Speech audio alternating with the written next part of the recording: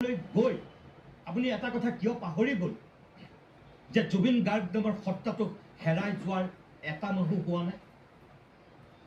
যেতিয়া কাৰোবাৰ ঘৰত এজন মানুহৰ মৃত্যু হয়, সেই মানুহ ঘৰক শ্ৰদ্ধা জনাই গাঁওখনে উৎসৱ অনুষ্ঠানবিলাক নাপাতে, ফূৰ্তি তামাচা নকৰে।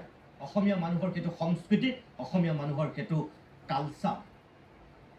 আজি জুবিন গাৰ্গ ঢুকাই গৈছে, একমাহ হোৱা নাই, আৰু তাৰপাছত আপুনি মুখ্যমন্ত্ৰীৰ আসনত থাকি আমি বোমাৰ ফুটোৱাৰ সপক্ষত আপুনি স্থিতি লৈ এই কথাখিনি কৈছে।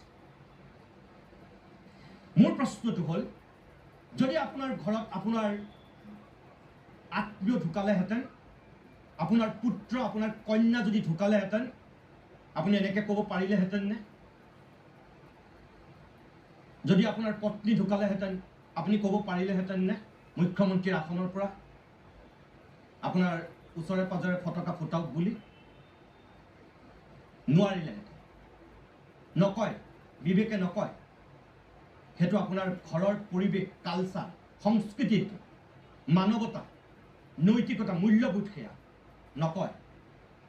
কিন্তু দুৰ্ভাগ্যৰ কথা হ'ল, জুবিন গাৰ্গ হয়তো আপোনাৰ ঘৰৰ মানুহ নহয়, কিন্তু আজি জুবিন গাৰ্গ এনেকুৱা এটা সত্তা হিচাপে আমাৰ মাজৰ পৰা গুচি গৈছে যে প্ৰত্যেক ঘৰ মানুহৰ সন্তান ঢুকোৱাৰ নিচিনা দুখত আছে। কাৰোবাৰ কাৰণে জুবিন ভাগিনীয়েক, ভতিজা, পুত্ৰ, কাৰোবাৰ কাৰণে শিক্ষক, কাৰোবাৰ কাৰণে বন্ধু, কাৰোবাৰ কাৰণে সকল।